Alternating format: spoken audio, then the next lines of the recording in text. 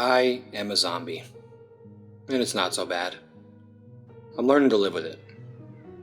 I'm sorry I can't properly introduce myself, but I don't have a name anymore. Hardly any of us do. We forget them, like anniversaries and PIN numbers. I think mine might have started with a T, but I'm not sure. It's funny, because back when I was alive, I was forgetting other people's names. I am finding that irony abounds in the zombie life. An ever-present punchline, but it's hard to smile when your lips have rotted off.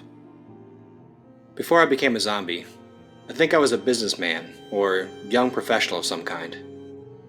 I think I worked in one of those stifling office jobs in a high-rise somewhere. The clothes clinging to the remains of my body are high-quality business casual. Fine gabardine slacks, silvery silk shirt, red Armani power tie. I would probably look pretty sharp if my intestines weren't dragging at my feet. We like to joke and speculate about our remaining outfits, since these final fashion choices are usually the only indication of who we were before we became no one. Some people's are less obvious than mine. Jeans and a white t-shirt, skirt and a tank top, so we make random guesses. You were a plumber. You were a barista. Ring any bells? It usually doesn't. No one I know has any specific memories. We recognize some things, buildings, cars, Armani ties, but context eludes us. We are here, we do what we do. We lack excellent diction, but we do communicate. We grunt and groan. We make hand gestures, and sometimes a few words slip out. It's not that different from before. There are a few hundred of us living in a wide plain of dust outside some large city.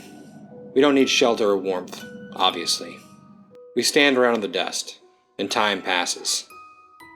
I think we've been here a long time.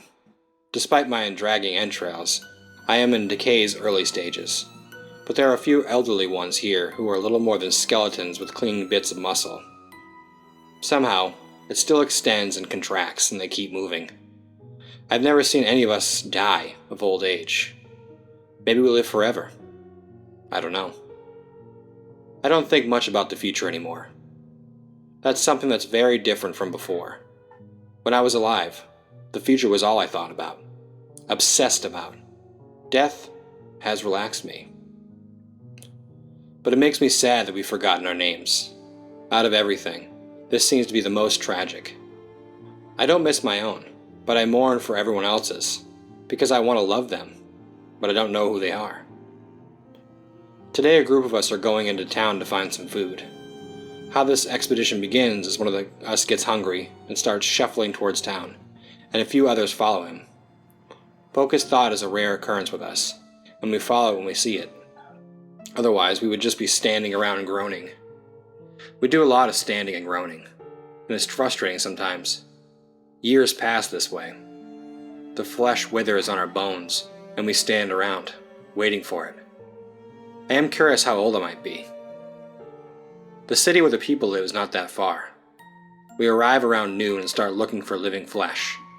The new kind of hunger is a strange feeling. You don't feel it in your stomach. Of course not, since some of us don't have stomachs. You feel it just everywhere. You start to feel more dead. I've watched some of my friends go back to being full dead when food is scarce. They just slow down and stop, and become corpses again. I don't really understand it. I guess the world is mostly ended, because the cities we wandered through are decaying as fast as we are. Buildings are collapsed.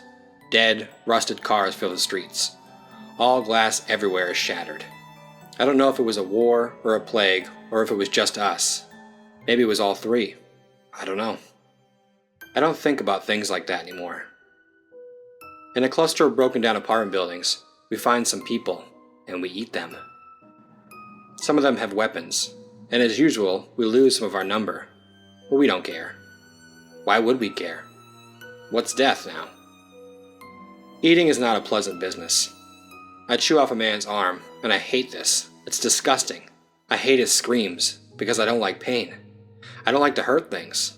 But this is the world now. This is what we do.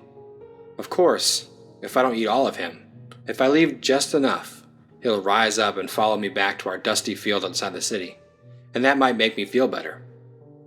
I'll introduce him to everyone, and maybe we'll stand around and groan for a while.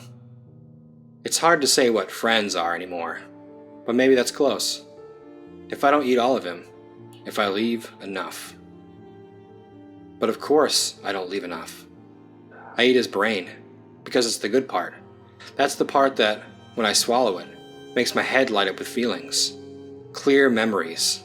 For about 3 to 10 seconds, depending on the person, I get to feel alive.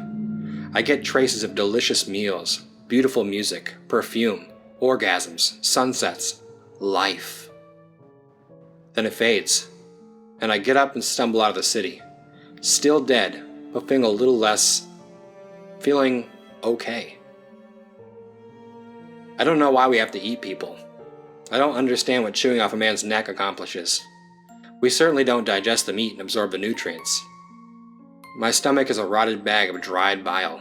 Useless. We don't digest. We just eat until the weight forces it out of our assholes, and then we eat more. It feels so useless, and yet it keeps us walking. I don't know why.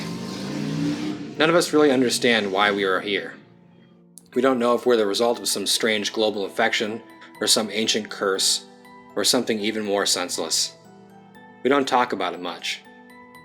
Existential debate is not a major part of zombie life. We are here, and we do things. We are simple. It's nice sometimes. Outside the city again, back with the others in the dust field, I start walking in a circle for no reason. I plant one foot in the dirt and pivot on it, around and around, kicking up clouds of dust. Before, when I was alive, I could never have done this. I remember stress. I remember bills and deadlines, asset retention reports. I remember being so occupied, so always everywhere all the time occupied. Now I'm just standing in a wide open field of dust, walking in a circle. The world has been distilled. Being dead is easy. After a few days of this, I stop walking and I stand still, swaying back and forth, groaning a little. I don't know why I groan. I'm not in pain, and I'm not sad. I think it's just air being squeezed in and out of my lungs. When my lungs decompose, it will probably stop. And now, while swaying and groaning, I notice a dead woman standing a few feet away from me, facing the distant mountains. She doesn't sway or groan. Her head just lolls from side to side. I like that about her, that she doesn't sway or groan. I walk over and stand beside her. I wheeze some kind of greeting, and she responds with a lurch of her shoulder. I like her. I reach out and touch her hair. She has not been dead very long. Her skin is gray and her eyes slightly sunken, but she has no exposed bones or organs. Her death outfit is a black skirt and a snug white button-up. I suspect she used to be a waitress. Pinned to her chest is a silver name tag. I can read her name. She has a name. Her name is Emily. I point to her chest. Slowly, with great effort, I say, Emery! The word rolls off what's left of my tongue like honey. What a good name. I feel warm saying it. Emily's cloudy eyes widen at the sounds, and she smiles. I also smile. And then maybe I'm a little nervous, because my tibia snaps, and I fall backwards into the dust. Emily just laughs, and it's a choked, raw, lovely sound. She reaches down and helps me to my feet. Emily and I have fallen in love. I'm not sure how this happens. I remember what love was like before, and this is different. This is simpler. Before, there were complex and emotional and biological factors at work. We had long checklists and elaborate tests we passed. We looked at hairstyles and careers and breast sizes, and sex was there, and everything, confusing everyone, like hunger. It created longing. It created ambition, competition. It drove people to leave their houses and invent automobiles, spacecraft, and atom bombs, when they could instead just sit on the couch until they died. Animal cravings, subconscious urges. Sex made the world go round. This is all gone now. Sex, once a force of universal as gravity, is now irrelevant. Ambition and longing have left the equation. My penis fell off 2 weeks ago. so the equation is deleted, the blackboard erased, and things are different now.